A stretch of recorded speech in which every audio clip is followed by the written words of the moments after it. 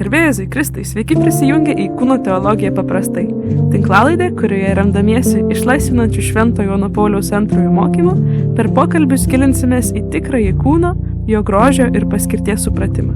Su Kūno teologija susipažinsime testinai, kiekviena laida įves į sekančią, todėl kviečiame klausytis nuo pirmos laidos iki paskutinės nuosekliai dėl jūsų pačių geresnio suvokimo.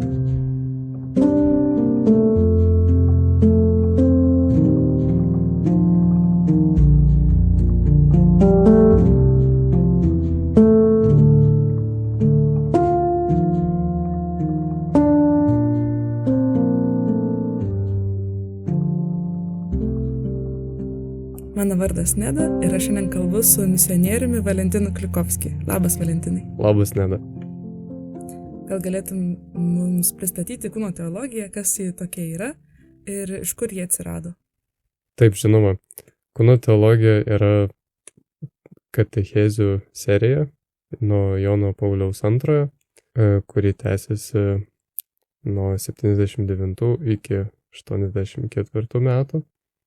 Tai buvo toks mokymas jo apie kūną, apie lytiškumą, apie Dievo planą šitiems dalykams ir apskritai apie tai, kas yra žmogus. Ir jis tai skelbė trečiadieniais su pertraukoms karts nuo karto. Ir turime knygą, kurioje yra surinkti visos tos katechezės, visi jo kalbėjimai. Jis pats tai parašė ir tada pagal tai, ką parašė, jau tas katechezės vedė. Tai ir yra Kūno teologija ir mes apie ją plačiau kalbėsim, nagrinėsim šitą mokymą, kuris yra tikrai labai, galima sakyti, sukėlęs revoliuciją katalikų bažnyčioje ir daugelį žmonių pakeitė tą matymą kūno ir lytiškumo. Gal galėtum pristatyti temas, su kuriomis yra susijusi Kūno teologija ir kurias pereisim šio podcasto metu? Podcasto metu mes kalbėsime taip pagal tai, ką pats Jonas Paulius II skelbė, bet neapsiribosim vien to veikalų Kūno teologija, pagal kurį jisai rengė tas katechezes. Taip pat remsimės jo knyga, kuri vadinasi Meilė ir atsakomybė, ir skirtingais kitais šaltiniais, kurie yra arčiau mūsų laikų, šiuolaikiški ir panašiai. Temos jų yra tokia visa aibė, galima sakyti, pradedant nuo pirmapradžių patirčių, pirmųjų žmonių, kaip jie suvokė kūną ir lytiškumą. Tada kalbėsime apie tai, kas atsitiko nuopuolio metu ir kaip tas požiūris pasikeitė. Kalbėsime apie tai, kaip mes dabar galim, kaip mes turim gyventi su tom pasekmėmis nuopuolio ir ką reiktų daryti, kad dalinai galėtume grąžinti tai, ką praradome. Ir taip pat kalbėsime apie tai, kas laukia kūno ir lytiškumo prisikėlime, nes tikėjimo išpažinime sakome, kad tikime kūno prisikėlimą. Taip. Kalbėsime apie įvairiausius iššūkius, kurie yra susiję su lytiškumu ir kaip juos įveikti. Kalbėsime apie tai, kokią rolę turi kūnas ir lytiškumas mūsų religijoje, mūsų dvasingume. Kalbėsime apie du svarbiausius pašaukimus, kurie yra susiję su lytiškumu, tai yra celibatas ir santuoka. Taip pat aptarsime ir kaip pasirinkti pašaukimą, kuris yra skirtas būtent man. Ir dar kitos temos smulkesnės. Tai apibendrinant galim sakyti, kad susipažinsim su tuo, kam kūnas yra skirtas. Kaip kūnas yra susijęs su Dievu, visgi kalbam apie Kūno teologiją, kas yra Dievo mokslas. Ir suprasim, ką reiškia mylėti šiame ir amžinajame gyvenime. Tai yra, kaip teisingai naudoti savo kūną. Taip, teisingai. Mūsų kūnas duotas būtent meiliai, tam, kad galėtume išreikšti meilę. Galima sakyti, kad kūnas yra medžiaga meiliai. nes sielos yra nematomos, o kūnas yra matomas ir per kūną mes būtent komunikuojame, ne? Kad mūsų sielos gali pajusti ryšį per tai, kad jos turi kūną. Aš turiu kūną, tu turi kūną ir taip mes galime bendrauti. Ir pašaukti mes tokiai bendrystei, kuri būtent ir vadinasi meilė. Dėl to meilės temos tikrai neapeisim šonu, bet apie ją kalbėsim. Gerai, tai einam toliau ir mes norėtume susipažinti su tavimi. Tai papasakok, Valentinai, kaip atradai kūno teologiją ir ką jau esi su ją nuveikęs? Taip, tai kaip ir minėjai, aš esu misionierius. Dabar šiuo metu tarnauju Lietuvoje, kur ir gimiau. Prieš tai metus praleidau Ukrainoje, kur ir prasidėjo mano kelionė kaip misionieriaus. Apie pačią kūno teologiją, kai išgirdau, tai aš visiškai netai įsivaizdavau, kas tai iš tikrųjų yra. Man tiesiog buvo įdomu, kad kūno teologija. Aš turėjau tokį paplitusią požiūrį, kad kūnas yra arba neutralus religijai, arba išvis nereikalingas, kad vos nėra kaip blogis ir tik siela, dvasia yra tai, kas kūnui yra svarbu. Tai va. Ir man tiesiog buvo įdomu, kaipgi čia tas tikėjimas susijęs su kūnu. Man tai kažkas buvo tokio naujo ir vis norėjau perskaityti tą knygą, kuri ir iki šiol yra paplitusi pas mus, Christopherio Westo Įvadas į kūno teologiją. Ir kažkokį laiką tiesiog nešiojau šitą mintį, bet neskaičiau. Tada teko perskaityti. Ir tas skaitimas labai sunkiai ėjosi, iš tikrųjų. Dėl ko sunkiai? Taip, tai mano stereotipai buvo labai laužomi. Aš turėjau visiškai kitą įsivaizdavimą apie kūną, apie jo svarbą, apie jo rolę, ypač mūsų tikėjime, kur Christopheris Westas sako, kad čia yra vienas esminių dalykų iš tikrųjų. Mano įsivaizdavimas, antiek man tas kūnas, nežinau, antiek jis nebuvo religijos kontekste man, kad aš apie jį net negalvojau, aš net nepriskiriau jam kažkokios rolės. Tai yra mano tikėjimas buvo tiesiog vien dvasingas, ne, taip grubiai sakant, ne, kūnas ten nelabai dalyvavo. Aš apie jį, ignoravau jį visiškai. Pas kitus žmonės gali būti kažkiek neigiami požiūriai į kūną, bet aš tiesiog nekreipiau į jį dėmesį. Ir tada skaitydamas tą knygą, kartais būdavo taip, kad po vienos pastraipos reikėdavo knygą atidėti šoną ir savo atsakyti į klausimą, ar aš apskritai noriu toliau skaityti. Jo, nes antiek tai buvo priešiška man, antiek mano tie vidiniai stereotipai ir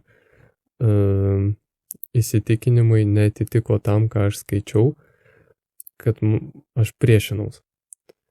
Ir man padėdavo tai, kad aš prisimindavau, kas iš tikrųjų yra tas, tikras rašytojas, kad čia ne Christopheris Westas visą tai sugalvoja, jisai tik man sukramtė ir padavė.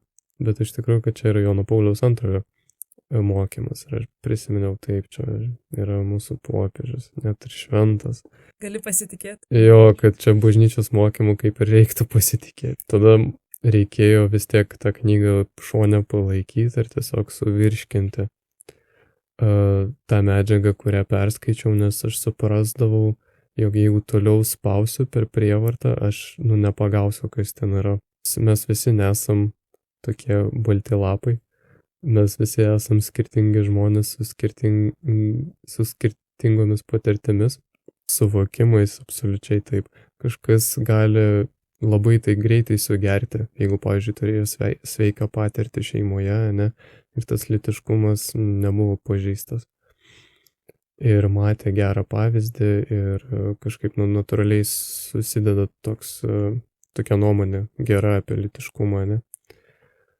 Tai nebijokit to, kad gali jums būti skirtingai, čia yra visiškai natūralu. Tai raginu tiesiog, jeigu jaučiate, kad dar neperpratot kažkokios temos, dar sunku, tai pabūkit su ją, atneškite maldą, daugiau sustokit prie jos. Kurso pabaigoje galima bus išgirsti tokių patarimų, ką dar galima būtų paskaityti, pavyzdžiui, iš kitų perspektyvų, arba ne visiškai kūno teologija, bet apie tos dalykus, kurie yra susiję su tuo. Tai va. Ir ta knygutė iš tikrųjų nėra didelė, kažkur 200 su kažkiek puslapių, bet aš ją labai ilgai skaičiau, dėl to, kad, buvo sunku. Bet aš, buvau sulaužytas, ir, gerąją prasme, Dievas tikrai veikia. Ir taip įdomiai, aš čia skaičiau Nidoje ir ten kaip tik buvo, paplūdimys ir panašiai, tai žmonės mažiau rūbų turėjo ir turėjau galimybę praktikuotis. Turėjau omeny tą požiūrį keisti iš geidulingo į tokį sveiką požiūrį, apie kurį dar kalbėsim. Taip. Nors tada, kaip ir minėjau, labiau taip ignoravau kūną ir man tokių labai daug pagundų nebuvo. Bet kaip tik išmokau iš to, kad kūno ignoruoju ir nevertinau, pradėti jame matyti kažką daugiau. Tai va. Tada išvykau į misiją ir ten kažkaip turėjau visiškai kitų mokslų. Turėjau išmokti, kaip būti misionierium ir apie tą kūno teologiją nekalbėjau. Bet vis žmonės užsimindavo, ar tai apie pašaukimą, ar tai dar apie kažką. Ir vis tekdavo taip jiems kokį vieną perliuką atskleisti iš kūno teologijos ir labai jie susidomėdavo to. Bet kai jau atvažiavau į savo misijos tokios tarnystės vietą, turėjau komandoje vieną tokią moterį vyresnė už mane turėjau. Jinai dar viduj tikrai jauna. Tai va. Ir jinai turėjo nuomonę apie lytiškumą tikrai tokią žemą, neigiamą. Jinai turėjo patirčių šeimoje, turi vaikus ir panašiai. Ten šeima dabar nėra visiškai, žodžiu, su vyru jie kartu nelabai negyvena ir jų santykis toks, nepaprastas, sakykim. Tai jinai, kai atsivertė, jinai pažiūrėjo visas savo tas liūdnas patirtis, kuris turėjo praeitį ir padarė išvadą maždaug tokią, kaip ir aš padariau, kad, to lytiškumo ir nereikia. Aš beje tokių pačių motyvų pasirinkau savo sutvirtinimo globėją Šventą apaštalą Paulių, pagal tas eilutes, kuriuose jisai sako, kad geriau būkit kaip aš, tai yra neveskit, ne? Ir aš, kada pasirinkau celibatą, tai čia tos eilutės mane paveikė ir apskritai mano tas celibato pasirinkimas buvo ne dėl to, kad čia gal tokia didelė dovana ir kad aš už ją aukoju kažką irgi tokio vertingo ir didingo, tai yra santuoka, bet dėl to, kad čia buvo toks, tikrai nesantuoka, žinokit. čia ne man. Ir Paulius sako, ir aš galvoju, kad santuoka yra tokia, pasirinkimas tų, kurie maždaug negali susilaikyti. Silpnųjų, ašgi ne toks. Čia tas pasirinkimas, kuris iš bėdos jau mane susilaikyti negali, ir viskas jums čia santuoka. Tai aš tokių panašių požiūrių turėjau. Ir kai atsivertė, jai atrodė, kad viskas dvasingumas, tai čia tiems, kurie pilnai atsiduoda viešpačiui, o šeima čia tiems, kurie 5% atsiduoda viešpačiui, dar negali pilnai, ne? Ir vienu metu jinai taip jau puolė santuoką rimtai. Ir aš suvokiau, kad aš turiu apginti šią sakramentą ir bažnyčios mokymą. Čia jau po to, kai gilinaisi į kūno teologiją. Čia misijos metu aš jau buvau skaitęs taip kūno teologiją, dar prieš misiją. Ir mes su ją pradėjom vieną vakarą diskutuoti ir taip labai emocingai, labai taip aktyviai, energingai, nesakyčiau, kad mes ten tapom priešais, bet tokie buvo debatai intensyvūs, taip. Ir aš tada dar nežinojau, kaip teisingiau tai daryti, kad reikia palaipsniui žmogų įvesti. Tai aš pradėjau nuo tokių dalykų, kurie mane labiausiai šokiravo, kai aš skaičiau kūno teologiją. Tai aš nuo tokių didelių ginklų pradėjau. Nebuvau toks švelnus, tai sakykim, šiuo atžvilgiu. Ir jinai buvo šokiruota. Ir šiaip jos kelionę galima aprašyti 3 jos reakcijomis į kūno teologiją. Pirmoji buvo taip, kad, sunki kalba. Tie žodžiai tokie sunkus, kaip maždaug reagavo žydai, kai Jėzus pasakojo apie tai, kad kas nevalgys mano kūno ir negers mano kraujo, neturės amžinojo gyvenimo. Tai Jėzus jiems buvo kaip kanibalizmo skelbėjas, aš jai buvau kaip erezijos skelbėjas ir ji negalėjo to priimti ir nuolat man taip pat reagavo. Tada tuo metu, kai jinai jau pabiški pradėjo sugerti tą visą informaciją, jinai pradėjo sakyti taip. Vieną kartą tai yra taip pasakė. Kada sužinojo, kad buvo išleista originali knyga į pačią Jono Pauliaus II ukrainiečių kalba, ten Ukrainoje, jinai pasakė, ne, aš jos neskaitysiu.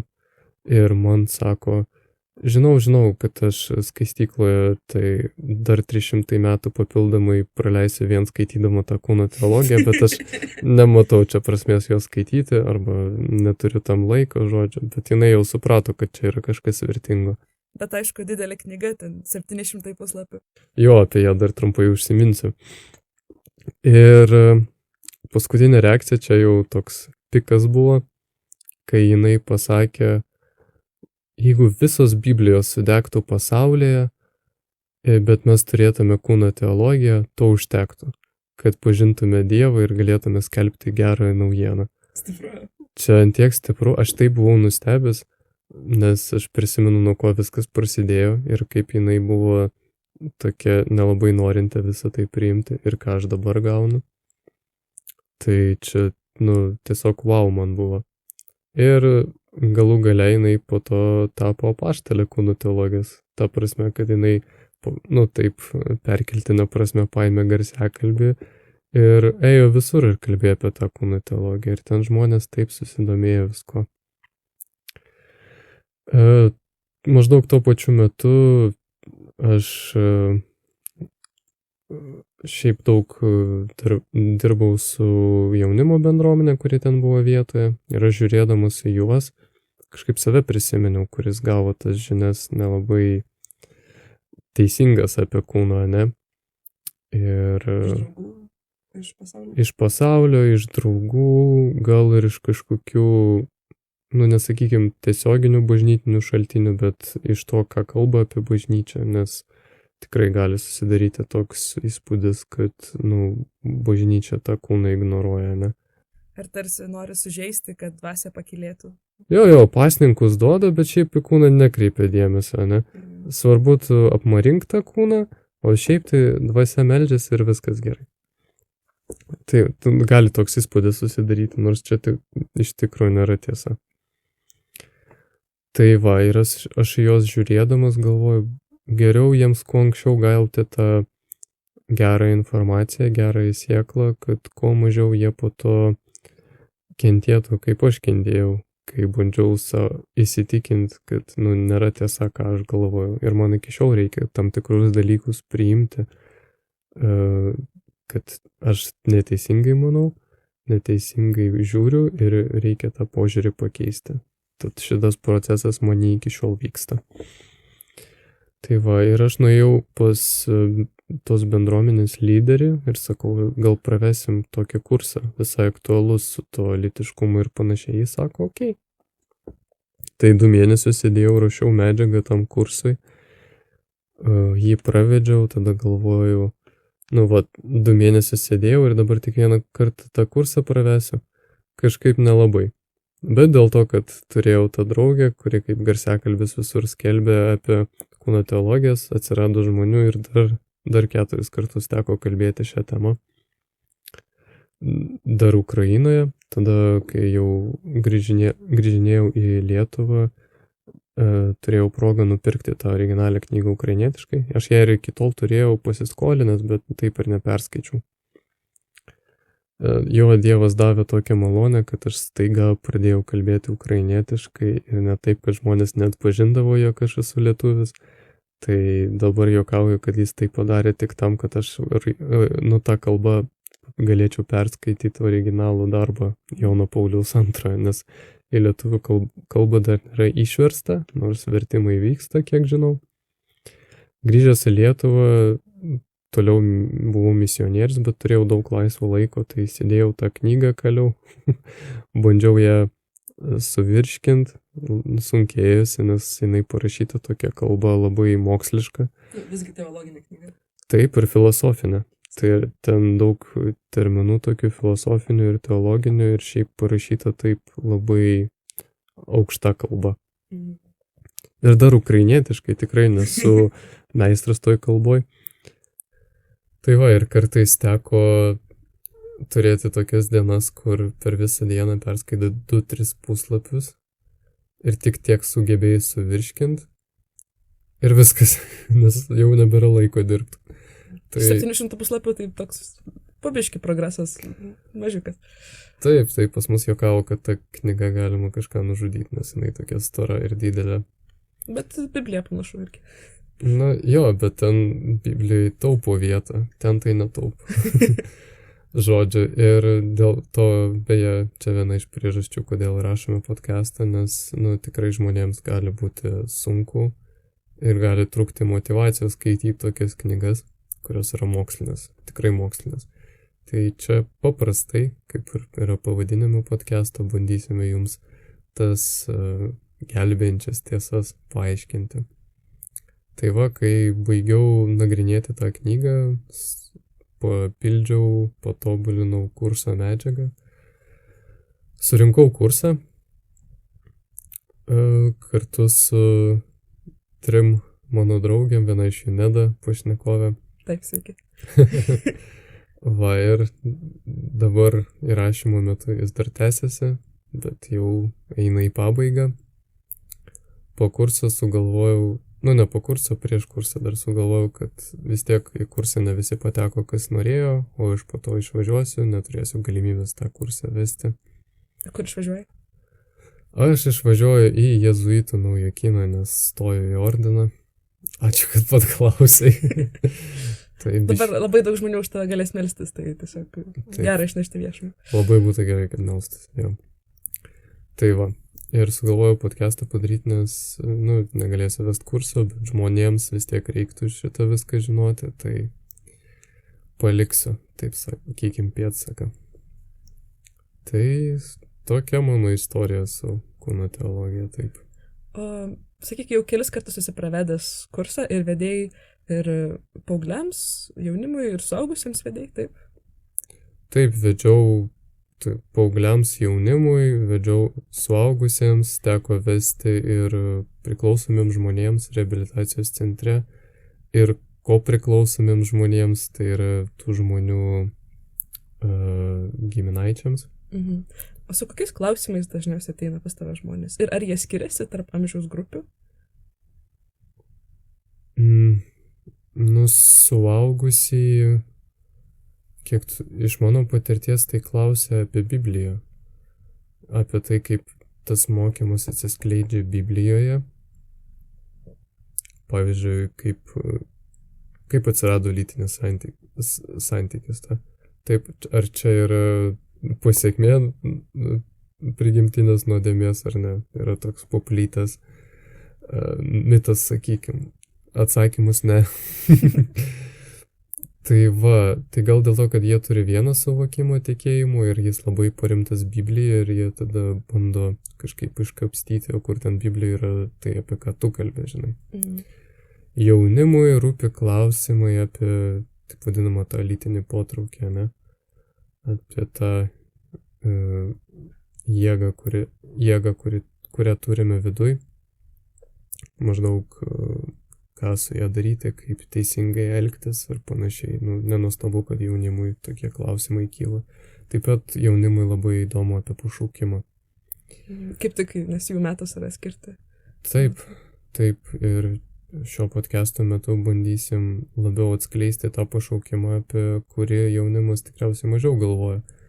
Tai yra celibatą, nes labai dažnai susiduriu su to, kad tiesiog pasroviui eina ir kažkaip, natūraliai šeima yra, tai kažkaip ir net ir negalvoja, kad yra kitas variantas. prie kurio galimai viešpat šaukia. Bet ir, na, aš kaip jau klausiusi dalį tavo kurso, žinau, kad ir celibatas yra toks vertingas dėl to, kad santuoka yra labai vertinga. Tai mes kalbėsime ir apie santuoką. Taip, be abejo. Apie du tos pašaukimus kalbėsim ir kaip vėliau suprasim, kad vienas kitą padeda geriau suprasti ir atskleidžia vienas kitą. Tai jie yra žymiai daugiau susiję, nei žmonės gali galvoti, kur atrodo, kad čia yra radikaliai priešingi dalykai. Ir dar svarbus papildymas apie kursą, tai jame stengsiuos nevartoti žodžio seksas, nes iš tikrųjų jis, kaip vienas vienuolis pasakė, suredukuoja viską iki technikos. Jis turi tokį atspalvį, kur, kaip čia man daugiausiai gauti malonumo iš tokio poreikio, kurį aš turiu, kur ten žiniasklaidoje ir dar kažkur kalbama apie seksą kaip tiesiog kiekvieno žmogaus poreikiai, čia tarsi jam to reikia, kad būtų gera savijauta ir panašiai, ir mažiau kalbama apie tai, kad čia yra tarnystė iš tikrųjų ir kad čia yra meilės aktas. Čia jau šokiruoja iš dalies. Jo, kad tai nėra kažkoks toks dalykas, kurį reikia karts nuo karto pakasyti, kad viskas gerai būtų, ne? Tai galima palyginti tą žodį seksą su pagaliu, kuris yra tiesiog toks miręs, toks neturi gyvybės savy ir labai toks paprastas ir, jame tiesiog nieko nėra. Lėkštas toks. Lėkštas, jo.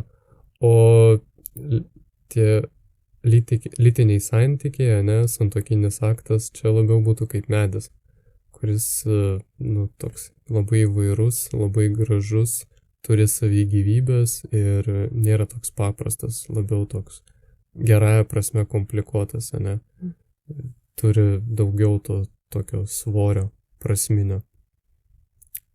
Ir Neda, tau užduosiu klausimą.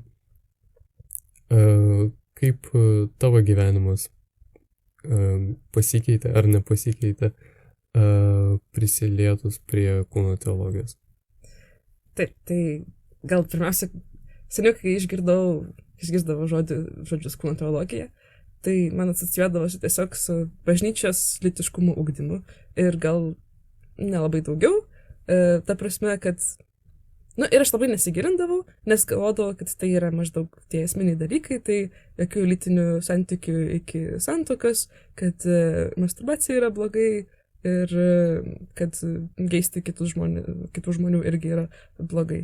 Bet kažkaip nemačiau tame daug gylio ir kad kūno teologija čia yra labai platus ir gilus dalykas, apskritai persmelkintis tikėjimą, nebūčiau pagalvojusi iki tol, kol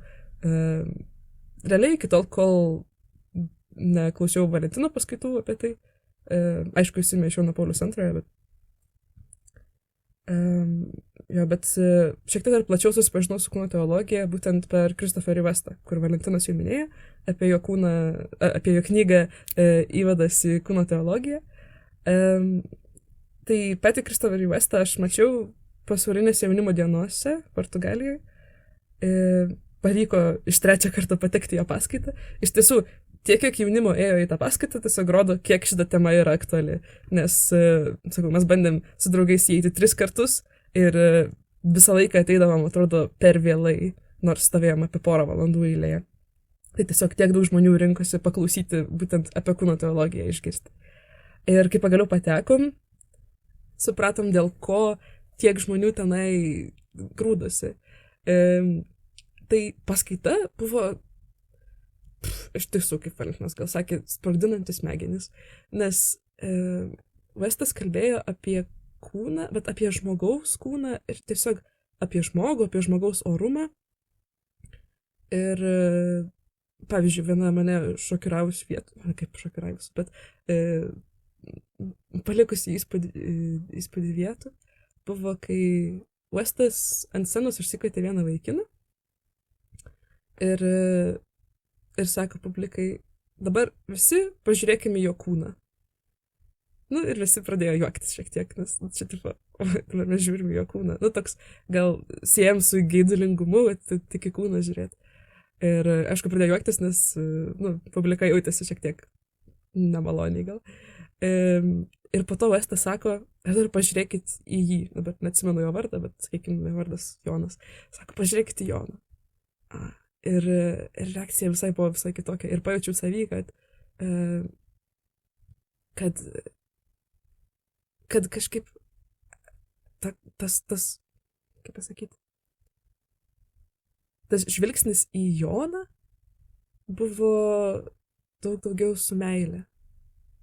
Toks, na, aišku, mes susirinkę krikščionišką hebrą ir taip toliau. Tai esam susipažinę su meilės konceptu ir gana giliu, kaip katalikai. Tai va, ir mes galėjom kažkaip žiūrėti į jį su daug meilės ir net, nežinau, kilo visiems